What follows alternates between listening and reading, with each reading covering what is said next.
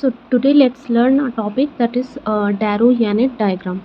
So what this topic deals with is Darrow Yannet diagram represents the volume changes, that is in extracellular fluid and intracellular fluid volumes in according to different conditions of the body.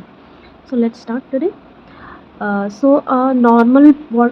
body water or total body water of the person is divided into two parts, that is extracellular and intracellular. So the total body water is about 60% of the body weight, right? So 2/3 will be your intracellular volume and 1/3 will be your extracellular fluid. So about 40% is intracellular and 20% is uh, extracellular of the total body weight. So 60% of total body weight is our total body water. Then out of that, one third of our total body water is extracellular and 2/3 of the total body water is our intracellular fluid. Now in extracellular fluid, again it is divided into interstitial fluid and plasma. So 1/4 of the intercellular fluid is our plasma and 3/4 is our interstitial fluid. So now we will see that the extracellular fluid and intercellular fluid are two compartments which is divided by our cell membrane, okay, which is divided by our cell membrane. So it is freely permeable to the water, just only water, but not to the solutes. And at a steady state condition, the osmolarity of the ECF and ICF is same, okay, so that the cell structure is well maintained, which is around 300 milliosmol. So this is at a steady state condition where ECF osmolarity is equal to ICF osmolarity. Okay, now let's see different conditions. So this represents a Darrow Yannet diagram. So this is x-axis and y-axis. So in x-axis the volume is represented and the y-axis represents the osmolarity. So this is the ICF interstitial fluid and this is our ECF extracellular fluid, and this is our cell membrane. This is our cell membrane. Okay. So this represents our Darrow Yannet diagram. Now let's see what will happen if we infuse isotonic NCl. So at a steady state condition, our osmolarity is around 300 milliosmol, right? 300 milliosmol. Now isotonic NaCl, that is 0.9% NaCl, what we use in our words, it also has a similar osmolarity, that is almost about 300 milliosmol. Okay.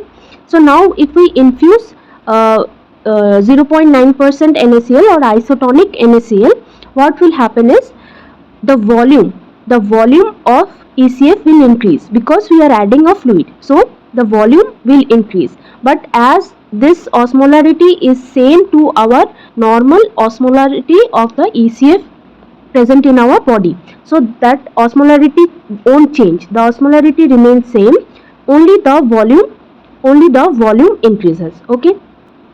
So now what will happen if I infuse a half, that is 0.45% saline.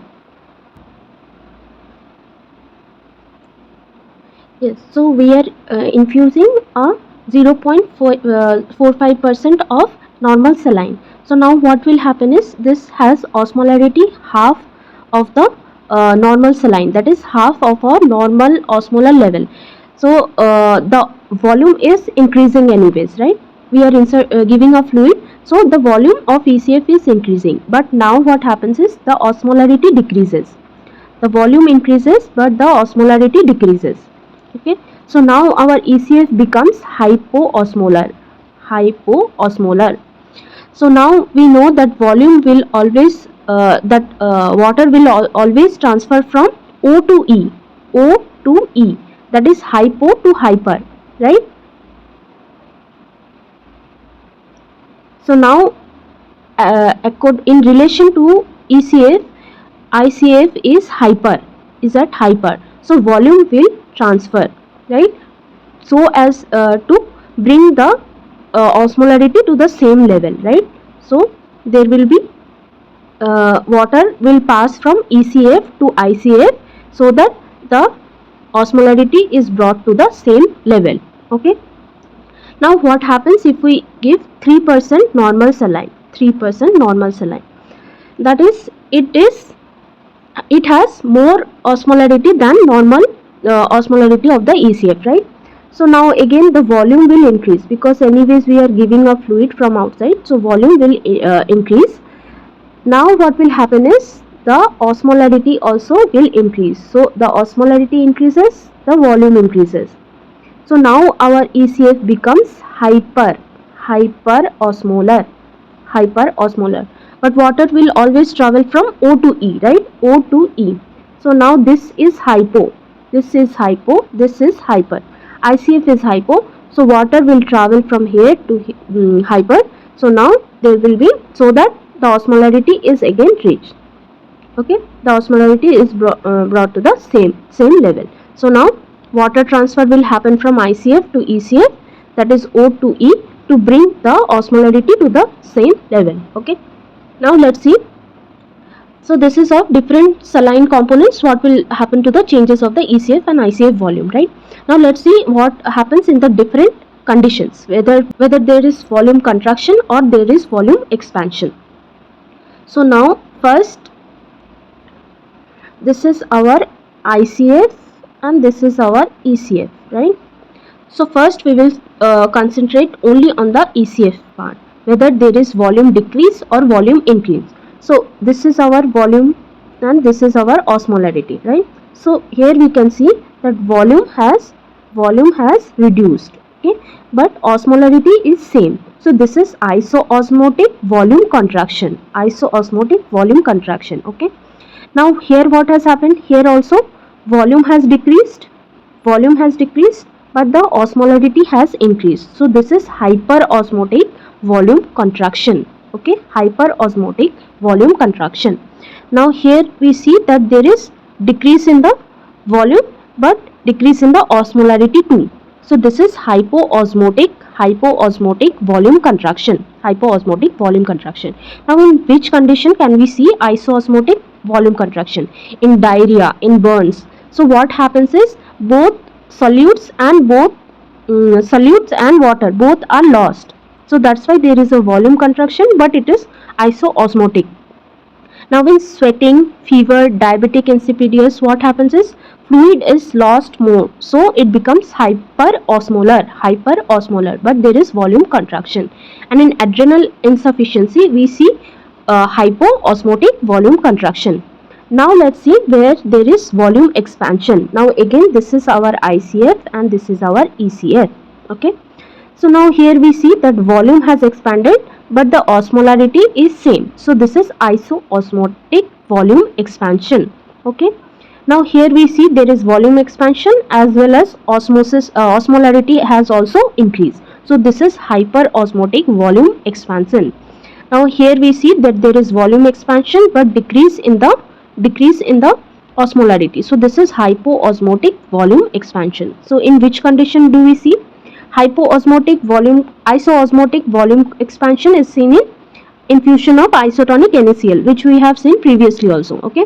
Now where there is high NaCl intake or salt intake, there will be hyperosmotic volume expansion. And in SiADH condition, we will have hypoosmotic volume expansion, okay.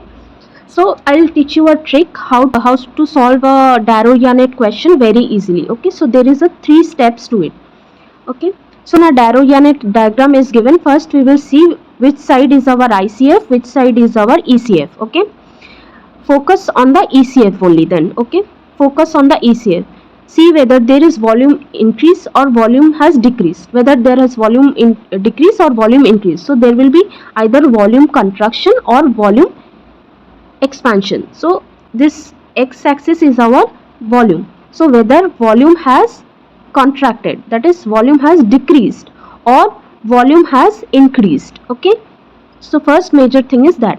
Then what we will see is, we will see the osmolarity of the ECF, okay, whether it is iso, hyper or hypo. So what we will see is whether the osmolarity, this is our osmolarity, okay, this is our volume, this is our osmolarity. So whether it is isoosmolar whether it is hypoosmolar or whether it is hyperosmolar. Okay, so now from that you can easily come to conclusion whether it's a isoosmolar volume contraction or isoosmolar volume expansion, whether it is a hyperosmolar volume contraction or hyperosmolar volume expansion, or whether it's a hypoosmolar volume contraction or hypoosmolar volume expansion, right? Now let's solve some questions. So in diarrhea what happens? So there is volume contraction, right? Volume contraction, but it is osmolarity is same. So it is isoosmolar volume contraction, isoosmolar volume contraction. Then in infusion of isotonic NaCl, that is 0.9% NaCl. So what we see is there is volume expansion. Volume expansion is there, but the osmolarity remains same. So this is isoosmolar volume expansion. Then lost in desert, that is excessive sweating will be there, right? So there is volume contraction is there, and increase in the osmolarity, that is hyperosmolar volume contraction. Then in adrenal insufficiency, the volume decreases and the osmolarity also decreases. So it is hypoosmolar volume contraction.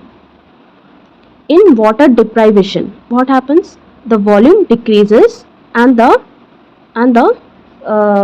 osmolarity increases. So it is hyperosmolar volume contraction. So hope you understood all this and hope you liked the video. Thank you for watching. Hope you found this video helpful. Do like, share and subscribe to this channel to get more videos of this kind.